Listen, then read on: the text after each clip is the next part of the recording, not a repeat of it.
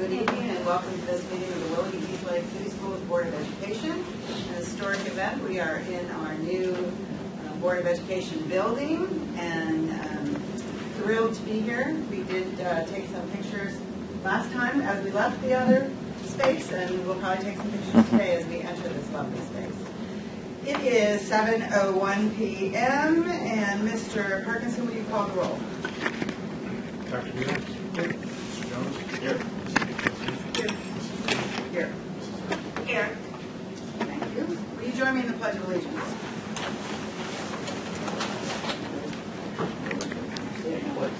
I pledge allegiance to the flag of the United States of America and to the republic for which it stands, one nation, under God, indivisible, with liberty and justice for all.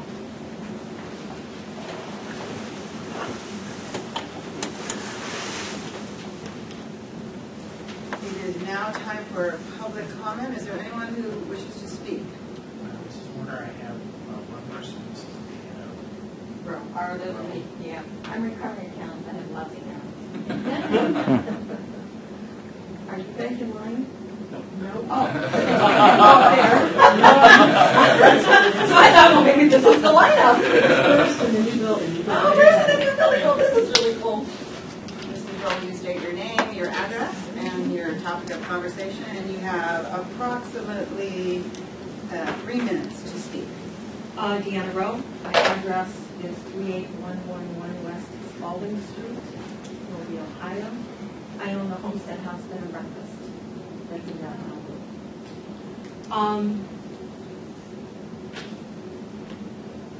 First of all, I want you to understand that from my perspective as a business owner, I am thrilled with what this board is doing as far as the infrastructure of the schools for the city.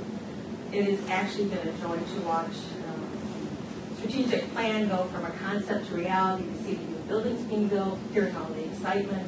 I know it was a huge endeavor. I know it's been a lot of work, but from my perspective, as a business owner, I love to see it. You also have to understand that as a business owner, I think it's important that each of us, as businesses, take an interest in the schools in which our businesses reside.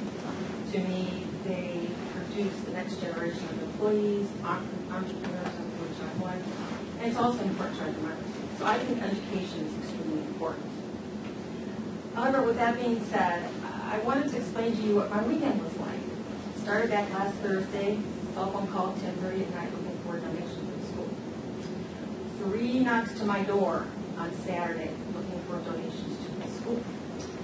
Saturday afternoon, phone calls looking for donations to the school. Sunday morning at 7 o'clock, and let me tell you, this has been going on for weeks. I do not know what's going on. But I just feel that in the past year, we've had this tax increase. I fully support this tax increase. But I, as a business owner, have to figure out how to manage it. Because it does impact me. It also impacts my ability, from a cost perspective, for my customers and all the competition that's around me. But to have that go on, the tax increase, and then get this slew of donation requests week after week after week, just makes me feel, quite honestly, unappreciated. Again, I support the levy. We need to understand that I really do. So what am I looking for? To me, it's really simple, because I don't think you should ever come to anything without presenting an issue without also suggesting some alternatives to assist in it. First of all, I'm asking this board to get their arms around what's going on. I do not understand why I'm getting so many requests for the Willoughby school system. Every sports, I mean, it's incredible. And I had one at 10 o'clock this morning. And I'm trying to get guests out the door. And you have to understand, when they come in on a Saturday in a small business in downtown Willoughby, that's our busiest day of the week. And when I'm trying to handle my guests, and I've got people asking for donations, it is difficult. And I don't think they realize that. Please understand now, when I'm talking about probably 10:30 and 7 o'clock in the morning, maybe. But really, they have not been rude. They have not been unkind. I understand they care about the school. And I guarantee you, a lot of them are parents looking for monies for the kids. But to my perspective, someone needs to get a handle on it. Second of all, if you want my support from a business perspective, I need one ask. Someone needs to come to me with knowledge of what's going on to the school, that sits down with me with a letter or something that says, here's all the stuff that we're looking for, here's what it's going to be used for, here's their total budget, are you willing to help, circle what you want, here's an envelope, I'll happily write you out a check. I just don't want all of this interruption that I am receiving. And lastly, from a personal perspective, everything I've been asked for has to do with sports. Okay, I am the person that goes to baseball game or football. I don't care about sports. If you want my money, you have to engage me. I have not seen anyone come to my door that's asked for anything for art. I am the former CFO for the Fine Arts Association. I spent a number of years in corporate, and then went into nonprofit. Not one has anybody asked me for an arts program, a dance program, a math program, or a computer program. I'm a former accountant. Not a one. You have not engaged me, but what you have done is you harassed me. And my perspective has gone beyond from asking for donations, flew by annoying, went all the way to harassment really fast. Again, I appreciate everything you guys are doing. I think you're on the right track. And I'd love to support you. But from my perspective, I just need a little bit of consideration and a little bit of respect. Thank you very much. Thanks for listening. And you clarified my question. What are they asking for? And it's mostly for sports. Oh, they want me to give free nights. Most of it's all free nights. Okay. Great. Using your Over and over, business yeah. I mean, everybody's doing a package for Wendy. Willoughby's become the basket donation thing or something. Everybody's wanting a free night. Everybody's wanting a coupon. Everybody's wanting and wanting and wanting. Sure. And this past weekend just kind of put me over the top. Thank you. So what we're doing is taking our notes. Mr. Thompson will probably get in touch with you. We'll see what kind of help we can give you and relief we can give you. You don't need to give me any help. I think you guys need to figure out. Somebody's got to get their arms around all these asks. Every parent is out there. Yeah. These should be funneled through somebody. Gotcha. There should be one person controlling this. Without naming names, I don't want names. Is it the same people coming over? No. No, it's just different. Okay. It's all over. That's why I'm saying somebody's got to start the funnel so that everybody knows what's really going on out there into the business community. Thanks. Thanks very much. Anyone else to speak? Okay, we move to our guest speaker, Mr. Thompson. Thank you, Madam President. And without further ado, you're going to get another update on our academic progress. And I'm going to turn it over to Kim and Brett and let them introduce John and Scott and begin their presentation. Should we go up No, you do not need to. there? Oh, I can see over there. I'm going to really Okay, wow we're you. super excited that we're the first presenters. in Isn't it the amazing? building. I can't imagine the thrill that we have right now. Super excited. So my assistant principal is John Bender. My name is Brian McCann. I'm the principal at Little Middle School. This is our assistant principal, Scott Sasso. So we are going to be presenting, looking at some of our district focuses for the 2018-2019 school year. In particular, looking at our pacing guides, our new benchmark assessments, instructional strategies that as a district we are focusing and honing in on, our classroom walkthrough data and how we're seeing gains in those areas, and then also talking about some additional building focuses that are unique to Royal View Willisville. Okay, so our standards-based pacing guides. All our instruction in our classrooms focus on our standards as set forth by the Ohio Department of Education. Our teachers, I'm sure you've heard, got together last year and the year before and identified the standards that we needed to focus on every quarter.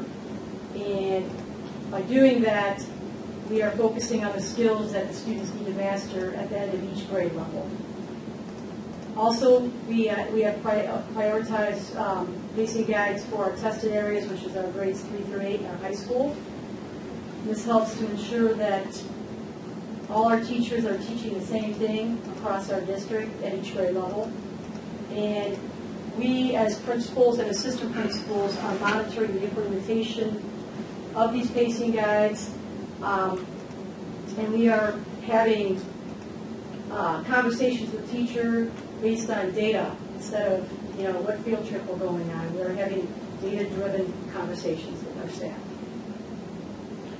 So our next one is looking at our benchmark assessments. So this is something new that we started this year, and we're seeing a lot of growth with our benchmark assessments. So our assessments are given quarterly in all of our tested subject areas. So at the middle school, our kids are being tested in 6th, 7th, and 8th grade math and ELA, as well as 8th grade science. Different than kind of typical classroom assessments, and where our focus is that we want all of our assessments to mirror our air testing as far as the rigor. So all these tests are being given on computers to match not only, what we're seeing is not only is it just an issue with what our kids may or may not know, but a lot of it has to do with just how to take a computer on a test, or I'm sorry, how to take a test on a computer. It's very, very different. So just working with some of the same manipulatives, so on and so forth, which we've seen is very beneficial. The most important work that we're looking at, what Ms. Canwell alluded to, is just that we are able to get our teacher teams together to analyze the data during some of our PD days. So we don't look at it so much as an accountability feature as much as it is a transparency feature. How can we have conversations with some of our teams to ensure that it shouldn't matter if a student has, Mr. Jones or Ms. Way as a teacher. The bottom line is that all of our kids should be getting the same high level of instruction and same high levels of learning, and that's what our benchmark assessments are really helping us with. So another thing that we're doing as well as our entire district is we're building our instructional strategies for our teachers and staff. So what we've been doing as a district at each PD, we have been highlighting on one of Marzano's classroom instructional strategies with proven research strategies for how to help students build the skills, build the information that they need to be able to go forward and do the task. So our last one that we just did just recently in January was Q's, Questions and Advanced Organizers, where again, kids are taking the information, building it. We are going more in depth with knowledge of just a simple talk and repeat, but really giving kids discussion and cooperative learning, where we're going away from whole class lecture to more cooperative learning, where kids are building and teachers are more as facilitators. And so we're looking for consistency as we're going classroom to classroom with our walkthrough forums in front of us. We're looking for rigor. We're looking to make sure that what is being taught in the classroom is connecting to real life. We want our students to be excited, but we also want there to be purpose. Also looking for engagement, student engagement, which can come in many different sizes, shapes, and forms that doesn't all look the same way. So we're using our expertise to look to make sure our students are engaged with what they are doing, discussions, possibly small lectures, working together. And going back to our Marzano strategies, we're looking to see what is it in our PD, our professional development, that's being implemented into the classrooms. So we're looking for the Marzano instructional strategies that we've implemented over the past several years, including this year as well. We're also trying to make sure that what is being taught in the classroom has purpose. We want the quality, high quality. So we're making sure that everything connects to prior learning as well as moving into future learning. And so we see that connecting to our standards. Our standards give the purpose. Our standards are what our students need to know when they walk out of the classroom at the end of the day. There's purpose to it. We're also looking for depth of knowledge. So we're making sure that what is being taught is not just at the surface. We're not looking for just reiteration. We're not looking for just memorization. Do our students understand what they're learning? Are they walking out? Are they able to apply it in the real world, in the future, to jobs, interaction, daily interaction? We're also looking at our transparency and accountability. So what we're seeing, observing on our end, we need to then get that back to our teachers. Here's what we see. Here's what's improving us. Here's what's helping us move in the right direction. Do we need to make some improvements? Do we need to focus on an element that needs to be focused on more time placed into it with professional development, and also looking at what isn't working, what needs to be worked on in that perspective as well. And then taking that data, giving it back to our teachers, focusing on it. Where are we going? that is giving us the pathway, it's informing us, it's engaging us to move us in the right direction. Okay, so this is Royalview walkthrough data up to this point. So 70% of all walkthroughs up till now show one of these instructional strategies being utilized by our staff. So as you can see, they're all there. So again, every time we walk into a classroom, 70% of the time we're seeing what we have taught our teachers at professional development sessions. So also in our walkthroughs, we're seeing engagement of our students 90% of the time of those walkthroughs. And going back to web's depth of knowledge, we're looking at right now level 1 at the very basic, 16%. And as you can see, as we go further into more critical thinking, level 2 at the elementary level we have 56%, level 3 22, and the top level, most critical, is 6%. And we're building that as we go with our walkthroughs. And learning targets of what is expected and what students should know at the end of the lesson, we're seeing that 85% of our walkthroughs. So I popped into some classrooms this afternoon about 1:30, and these are just different learning targets, just different ways that the teachers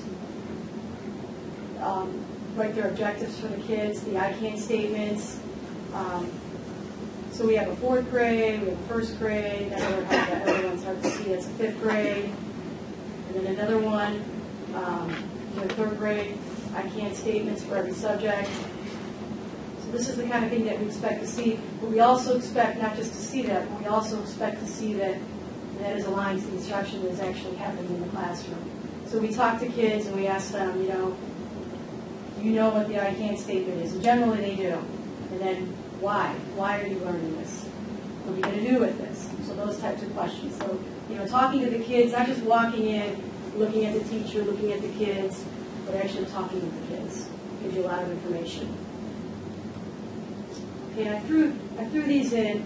I didn't throw them in, I put them in, sorry. These are benchmark data reports from Illuminate. And I don't know if you've seen these or not yet, but this is our 3rd grade. I know it's hard to see. This is 3rd grade. On the left is benchmark 1, and on the right is benchmark 2. And I put these in because I wanted you to see the type of data that we're getting from the benchmark assessments. We're now getting information where we can compare school to school. We can go down and look at our grade levels. We can go down to the teacher. We can look at the students.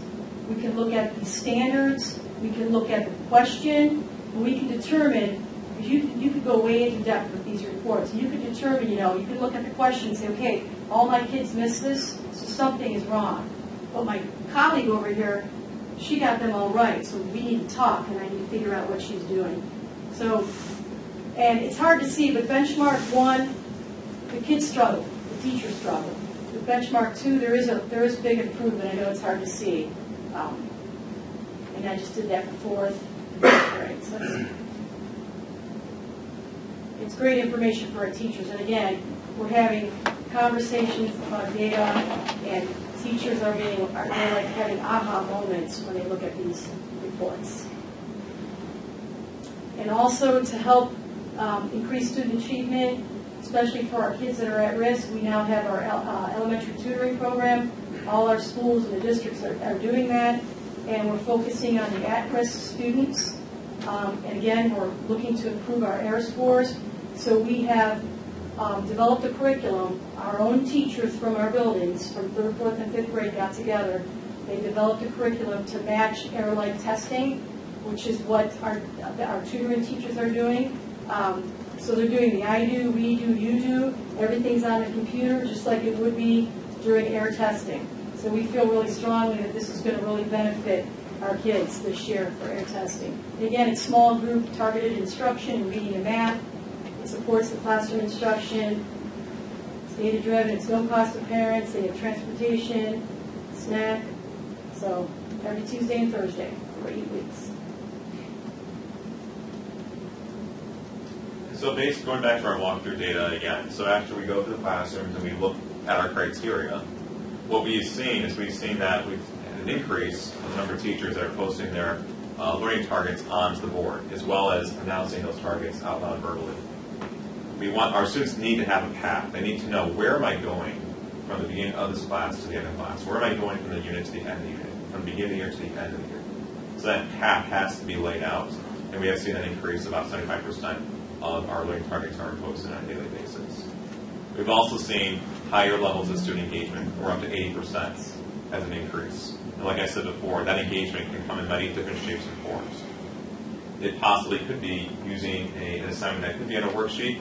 A student might be engaged with that. There's also other forms of engagement as well, with discussion, present them with essential questions, getting them to think deeper, asking our students to ask their own questions. Not just the teacher asking the questions, but also the students as a form of engagement.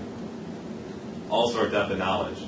Again, we're not just at the surface. We're not trying to just, again, go back to repeating facts and multiplication tables, which are important, but also we need to know that they're engaged. We need to know that they are thinking deeply, that the right types of questions are being asked. Not just surface questions, but deep level questions are being asked. Again, to model that for our students, they themselves can also ask those deep level questions. So some more walkthrough data. So when we looked at it, we had about 80%, I think the number was 81% of our teachers were using some form of horizontal high-level strategy. These were the top three. Cooperative learning we saw in 16% of our walkthroughs. Setting objectives and providing feedback we saw in 12%. And homework and providing practice we saw in 12%. And to me, that was extremely good to see, because that's something that we've really been preaching to our teachers this year. And the reason for that is that we learn by doing. The example that I would always give to my students when I was a teacher, and now to our staff now, is the idea of when you learn to drive a car. When you drive a car, you don't learn how to drive a car via driver's ed. You learn how to drive a car by making your parents be white-knuckled in there while you kind of take the wheel. You learn it while you're doing in-cars. You learn by making mistakes and by getting that feedback. And our teachers have done a really great job, instead of just kind of being in front of the classroom. Now they are letting the kids really engage with the material, and they can kind of serve as that facilitator, that coach, to provide that crucial feedback that those kids might need right at that time. So if you look at some of the pictures that are up here, first before we get to the pictures, just kind of some examples looking at our data. These are from our benchmark assessments. So as you can see, this is Algebra 1, and this is a really great graphic because it shows the growth that we're seeing from our first benchmark to our second benchmark. You can see that in the first benchmark, 100% of our kids did not master the standards. Similar to kind of a traffic light, red is bad, green is good, yellow is somewhere kind of in the middle. And so that growth is literally just from quarter 1 to quarter 2 in Algebra 1. The next slide is ELA. You can see just the amount of growth that we're making. And again, a lot of this has to do with just our kids being more comfortable with taking assessments online, taking assessments on the computer that really match air. And, we're not super concerned so far with, okay, well, these kids are getting, 0%. We want to see growth. Our big thing is we want to see growth in each one of our kids. And we're really happy with these results because we are seeing a lot of our kids grow. And when we're talking about the percentage mastered, our percentage mastered is a lot higher than error. So what we consider a mastered standard would be at 90%. For an error test, that could be somewhere it can fluctuate, but that could be somewhere between like 40 and 50% they would consider mastered.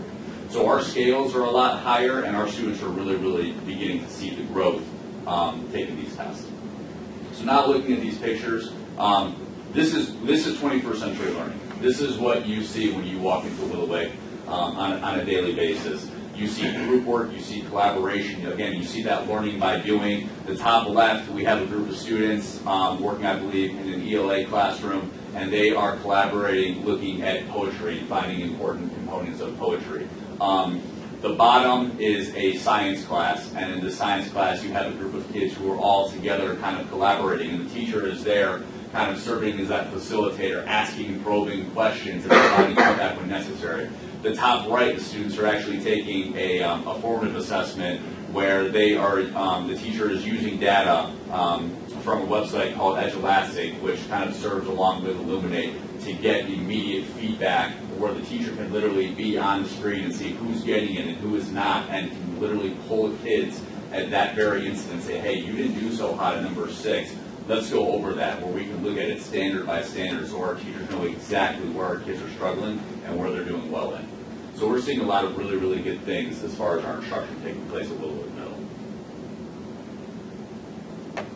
So also at Willowwood Middle School, last year we had the opportunity of earning the bronze award from ODE because we were able to focus on our Tier 1 students, which is the majority, or 80% of our students, making sure that we are looking for behaviors that we want to not only model those behaviors, but see those behaviors occur on a daily basis in our school, the behaviors that we are most desired from our students.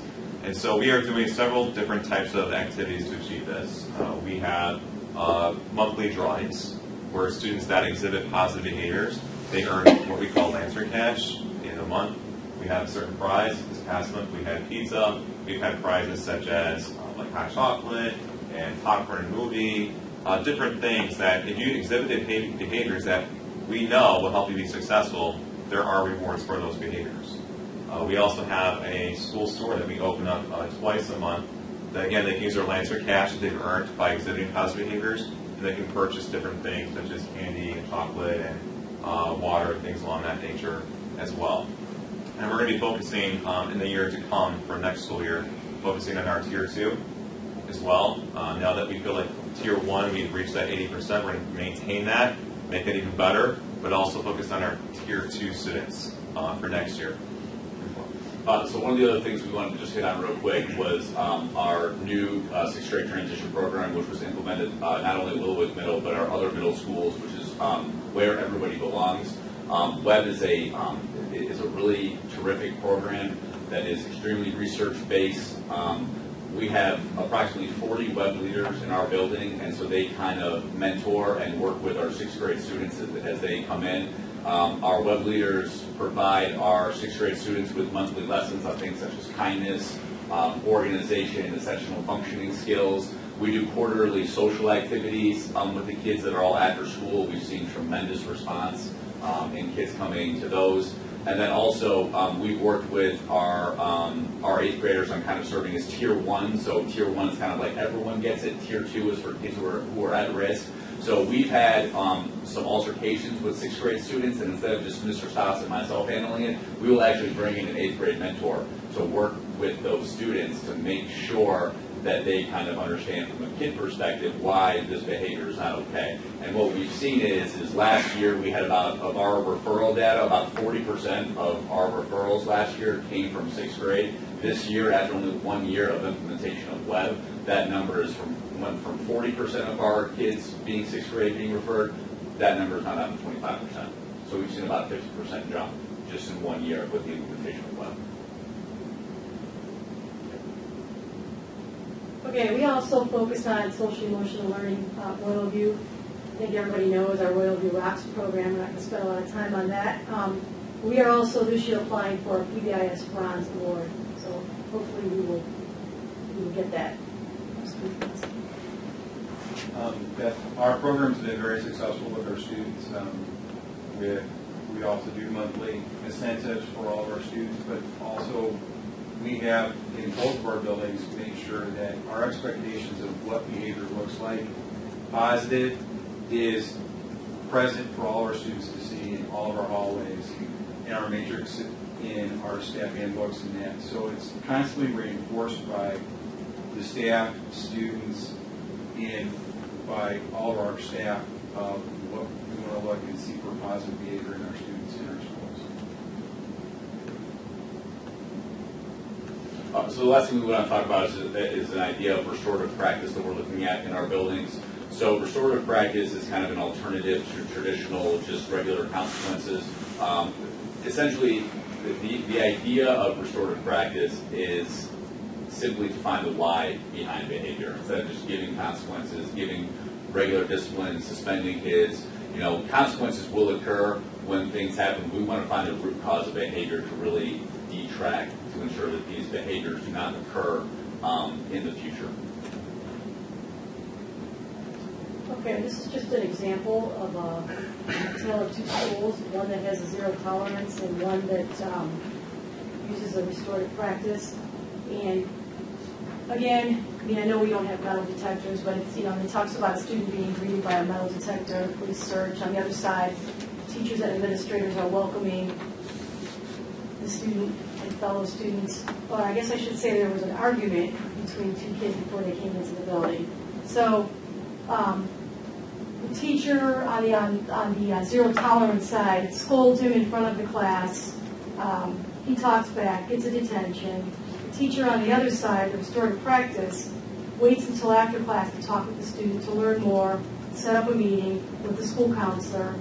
The other side, the police become involved. Both the students that were fighting get arrested, arguing. And the restorative practice side, you have a peer mediator and support staff intervene. The two students sit down together and de-escalate the situation. And the other side, the student is held to a juvenile detention facility all afternoon, misses school, now has an arrest record on his record, and he's facing suspension. On the other side, they give the students a chance to agree to help clean up the cafeteria during a free period. The student meets with the counselor and the parents after school to help resolve the conflict at home. Again, it's finding out what's going on with the student beneath the surface instead of blaming and shaming students. And Brett and I got interested in this because we went to some training on it, so that's why we're interested in it. So now we're looking at the waterline of visibility. So you have the iceberg up on the screen, but really what most are looking at is the top of the iceberg, what's obvious. But what we're not seeing from every single person is what's beneath that. And so with restorative practices, we're working with our students, we're having reflection time. We're allowing them to think about, well, what exactly occurred? What happened prior to this behavior being exhibited in our buildings? And so some of what you see at the top there might be obvious, but what's underneath, not so obvious. And so we're taking time to get to know our students, build those relationships with them, and also going back to the phrase of seek to be understood and then understands. We need to make sure that we understand our students, that we understand them, that we are not just dishing out consequences without understanding them first, understanding what is behind that behavior that was exhibited. And so there has to be that time of reflection. There has to be that time of rebuilding and seeing that there is still another pathway. It's not just, well, you exhibit that behavior, here's the consequence, we'll see you tomorrow, and it's over and done. There has to be recurring reflection time.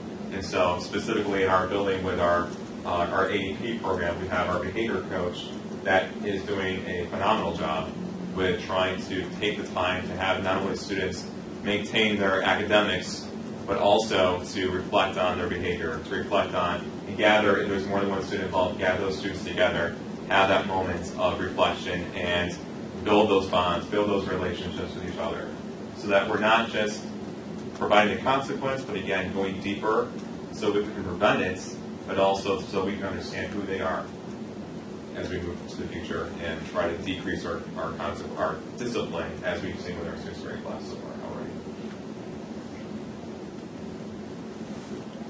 Yeah, so just to recap, again, once again, our district focuses looking at pacing guides, assessments, instructional strategies, our classroom walkthroughs, and then our building focus is just looking at some of our social emotional aspects. So we apologize, we know we ran more than we wanted to, but there are just too many good things happening in Roadview and Willowwood, so we wanted to make sure that you guys were aware, and we wanted to share out all the great academic, social, and emotional things that we have going on. So thank you guys very much.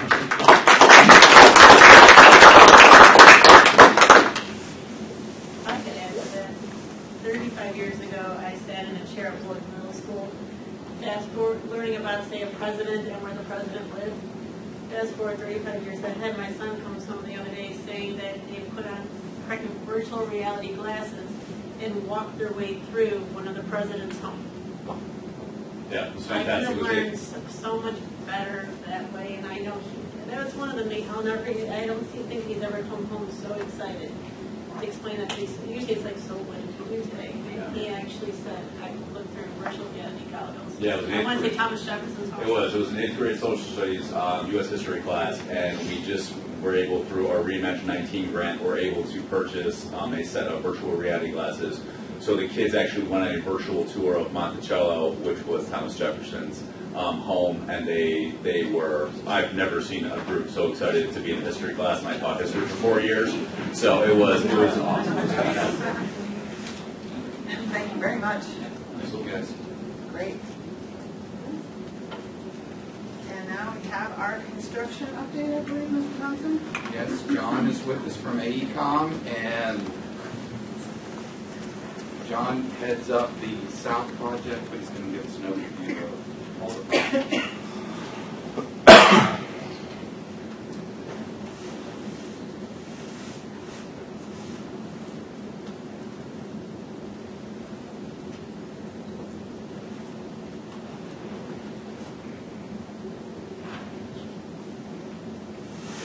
Hi, good evening. As Mr. Thompson said, John Lanchina, project manager at AECom.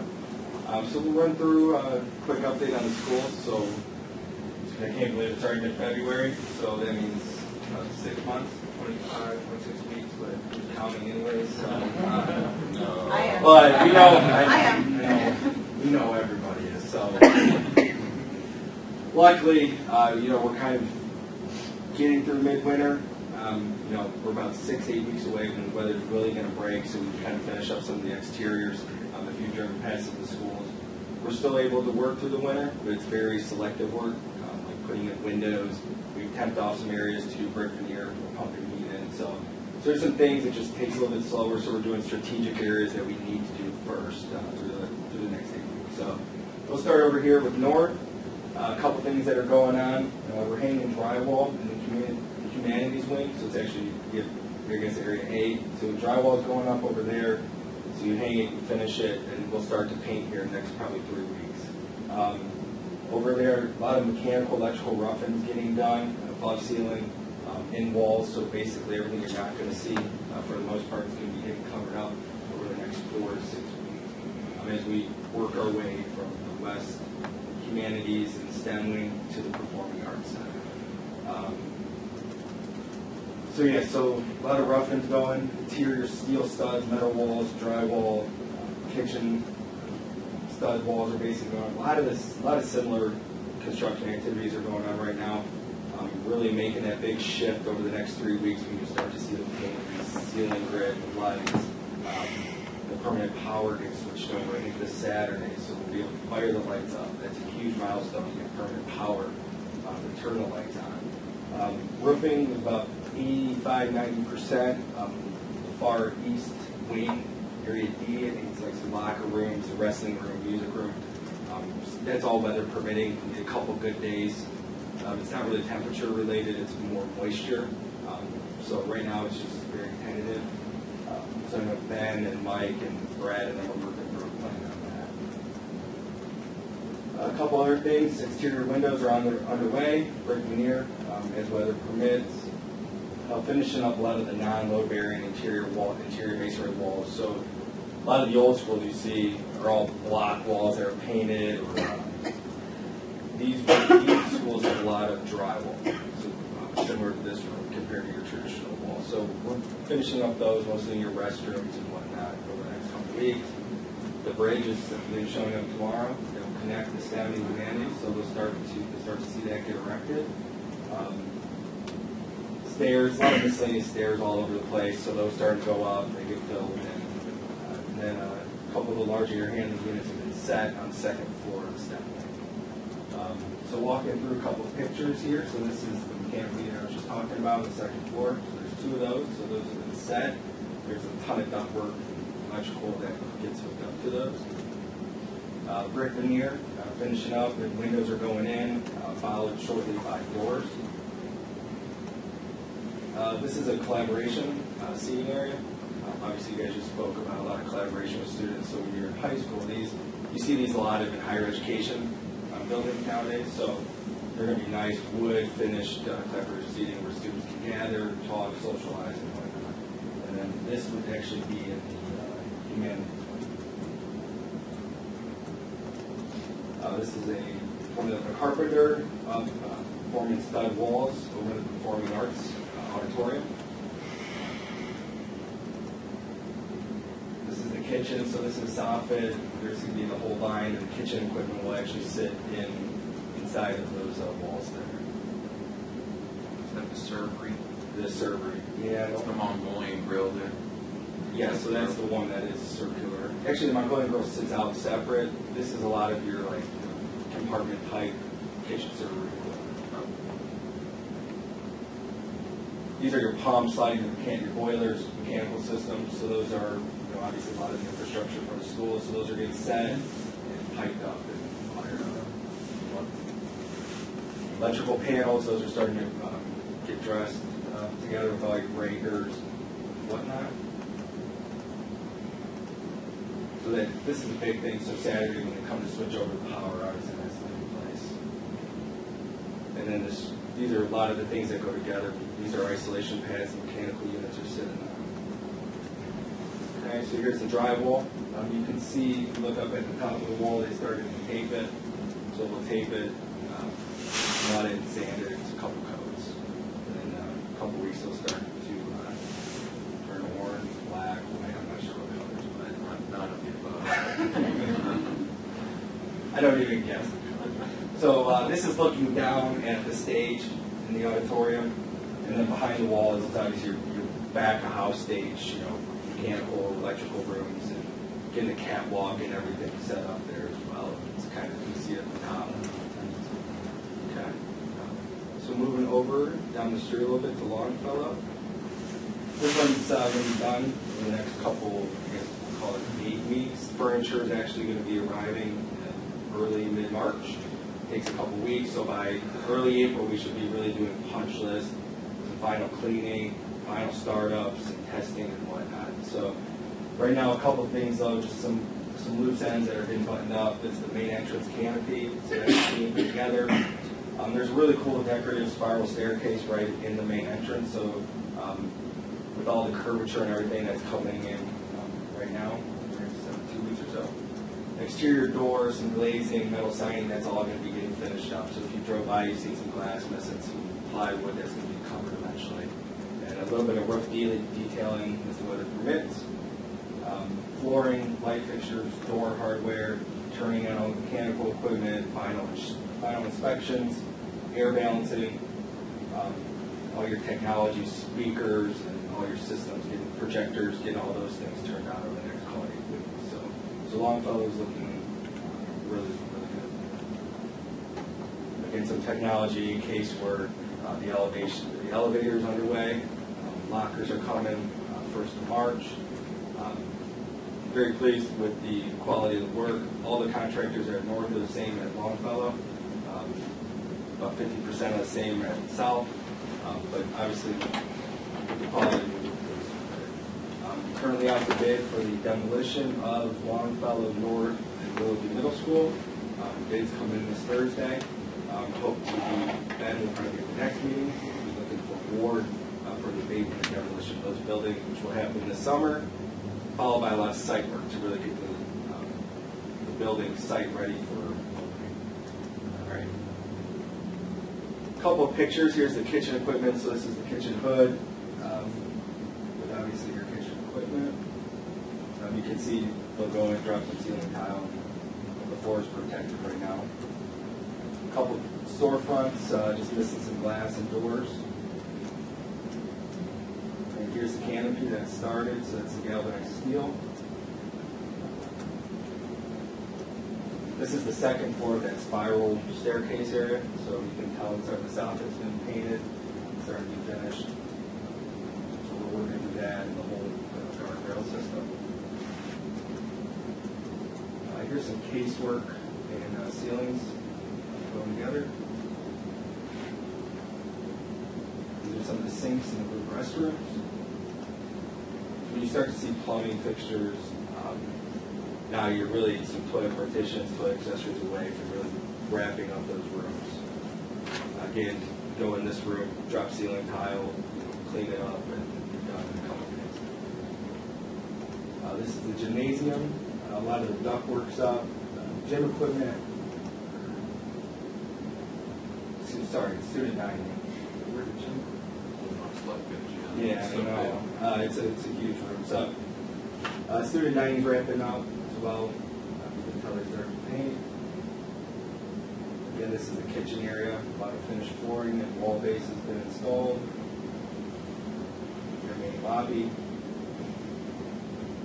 And a lot of the back of house mechanical equipment. More ceiling pads are going in. A lot of casework you can see in the background. Doors. So yeah, so Longfellow, 2.5 months for and 5 places is going to look really well. So that way when teachers can start to move in and stuff after all the testing. Okay.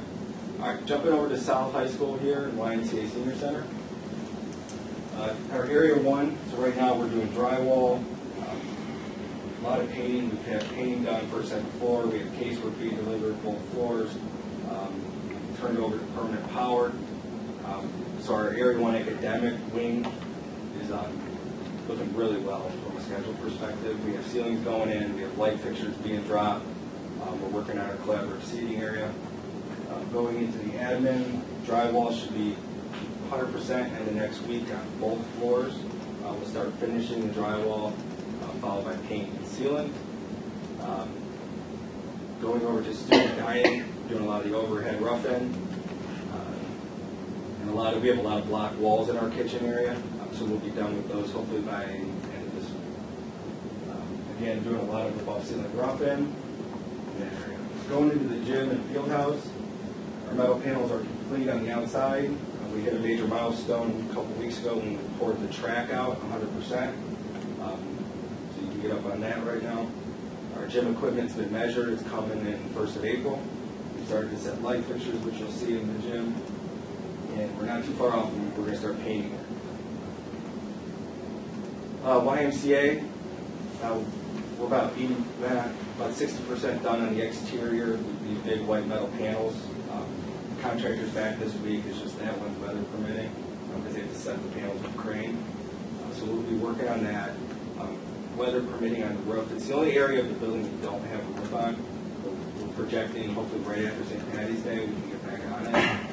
So we've updated our schedule to reflect that, and we're still comfortable with getting the Y completed at the same time as the school. We've been working on some interior rough-ins there, and then the senior center, we started to paint. Drywall will be done next couple days, and we've actually started sealing. Okay. So this is a look at South High School, the academic wing. Behind the white paper is the blue panels. You can kind of see it back behind the back end of the lid. So they're going to be blue. Once we pull off that, that's our mock-up that we're working with the architect on for some final caulking details. Here's the first floor. Casework's installed. Walls are going to be painted, ceiling grids going in, and light fixtures will start to get turned on. This is the admin office, first floor. You can see drywalls, and the door frames, window frames are in, so we'll start to finish that drywall next week. Second floor, this ramp was poured. This actually leads up into the elevated track off of the administrative wing. This is the student dining. So once we get all this ductwork done, we'll start running ceiling grid. So this is a very high ceiling. All these windows open up to the courtroom. I say open up, we look into a courtyard, which is connected, and it's connected to the existing school. That's not a straight drop ceiling, right? It's clouds. There's clouds and soffits, and there's actually a lot of work up in that ceiling eventually. But we're using, it's hard to tell, but it's our big laydown area as well. So that this area is moving along. This is the competition gym, looking to the north. So all those white boxes are light fixtures. So we have those bagged. We're doing a bunch of, now we're actually starting to enclose the gym from the field house with 2 separate firewall details. And you can see that wall starting to close off the 2 different areas.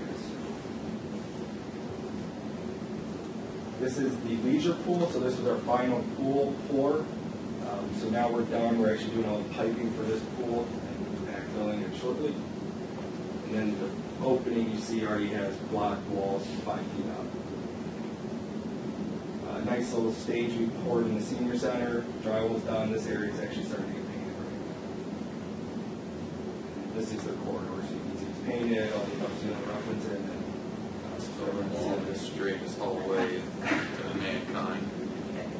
actually, if you look at it, yeah, look at it on a drawing, it's a little rectangle, and you walk out there, like, oh, it's pretty big. So it's a good sized building. It's coming together really well, actually. So yeah, so that's where we're at. Things are moving along. Obviously, a big 25 weeks ahead of us. You know, we're progressing. Obviously, living, breathing the schedule, the budgets every week. So open it up. So John, on the record, on video, Record all the in time. front of a public hearing, we have openings for the community on December. Yeah, maybe. August 10th. August 10th ribbon cutting. Yeah, we're good to go. Yeah, we're ready. We'll be ready. Yeah, no, we're actually, I told our scheduling consultant put that as a big milestone date in the next schedule update. We're going to tie everything. The schedule's, it's a tool we use. It moves back and forth. You got to really know where you're at on that Just schedule. know when you go forth, causes much pandemonium on my end of the house. So let's try to go back instead of forth. Yeah, no, I know. We got to we work through recovery plans, and I just went through the Y schedule, and there's durations that are a little, let's say, out of sort. So it's like one guy thinks it takes 10 days to do something that really takes 3 based on the production you've seen. So we're right sizing a couple of things that's district wide at all of the schools, mostly north and south right now. So we feel very comfortable. We haven't missed one, so we're not going to let this move first. So we understand how important it is. August 10th, and we should be August 1st. Your firstborn child, important. I had to take my second. So, all right. Thank you. Thanks for having me. See you guys in 2 months.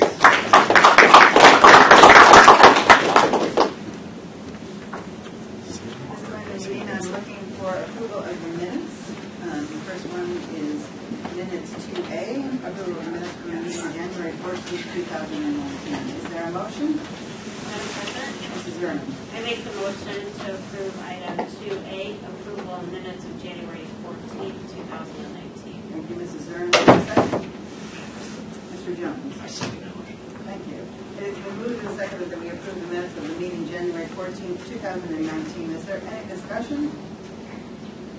Hearing none, Mr. Parkinson, will you call the roll? Mrs. Zerni? Yes. Mr. Jones? Yes. Dr. Beal? Yes. Mrs. Paczynski? Yes. Mrs. Moore? Yes, motion is carried. Now I'm looking for approval of the minutes from the meeting January 22nd, 2019. Is that a motion, Mrs. Paczynski? Yeah, good. Okay. Thank you, Mrs. Paczynski. It's been moved. Is there a second? Dr. Beal. Thank you. It's been moved and seconded that we approve the minutes of the meeting January 22nd, 2019. Is there any discussion? Hearing none, Mr. Parkinson, will you call the roll? Mrs. Paczynski? Yes. Dr. Beal? Yes. Mr. Jones? Yes. Mrs. Zerni? Yes. Mrs. Moore? Yes. And last, the minutes for the meeting of January 31st, 2019. Is there a motion? Madam President, Dr. Beal. I move we approve the minutes of January 31st, 2019. Thank you, Dr. Beal. Is there a second? Thank you, Mrs. Paczynski. It's been moved and seconded that we approve the minutes of the meeting January 31st, 2019. Is there any discussion? Hearing none, Mr. Parkinson, will you call the roll? Dr. Beal? Yes. Mrs. Paczynski? Yes. Mr. Jones? Yes. Mrs. Zerni? Yes. Mrs. Moore? Yes, motion is carried. Thank you. It is now time for the treasurer's report. Mr. Parkinson. Thank you, Madam President, members of the board. First item for your consideration is the report ending January 31st. Information will be found under Exhibit A. Next item for your consideration is the amended appropriations for the current fiscal year. That information will be found under item B. The certificate of estimated resources, which is sent to the county auditor's office, is under item C for your consideration. Item D, student activity programs, purposes, goals, budgets, and provisions. There are three for your consideration under item D. Item E is a grant acceptance. One, it's a target field trip to High, in the amount of $700. Item F are purchase orders and blanket certificates. There is one blanket certificate to Compass Group, that is our food service provider, in the amount of $515,000. Advance of funds, there is one to the nursing program for $60,000 under item G. Item H is return of advance, one from the food service fund, $132,000, and one from a federal grant in the amount of $1,300. Transfer of funds, this is for debt service payments, and there is one. This is a direct transfer from the permanent improvement fund to the bond retirement fund in the amount of $2.66 million. Item J, transfer of funds to the termination benefits fund in the amount of $75,000. Next item for your consideration is the liability and cyber insurance renewal. This new policy will begin in March, and information will be found under item K. Item L, this has to do with the RSVP program that we have a fiscal agent for. They are asking that their recipient agreement be adopted by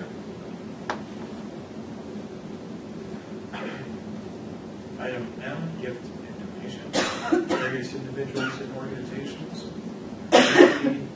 generously donated to the school district, and those donations can be found under item M. Item N is the sale of surplus equipment by public auction or scrap. The items that we'd like to sell via public auction or scrap are listed under that particular section. And those conclude our Thank you, Mr. Parkinson. It's now time for the superintendent's question and answer period. No, thank you, Madam President. No questions were brought up at the last board meeting, so we don't have any to answer at this point. Thank you. And now your resolutions. Thank you, Madam President. Item A for your consideration is ratification of the tentative agreement with the Willoughby East Lake Teachers Association. I'd like to thank them and their leadership for sitting down with us, and I really believe negotiating in good faith, and that's why we were able to establish a deal that I think was a little bit of give and take, and that's what it's supposed to be, and I feel like it was a fair agreement for all involved. Thank you. You have heard the superintendent's pleasure. What is the board's recommendation? Madam President, Thank you, Mrs. Zern. I make the motion to approve item 5A, ratification of the tentative agreement with the Willoughby East Lake Teachers Association. Thank you. Is there a second?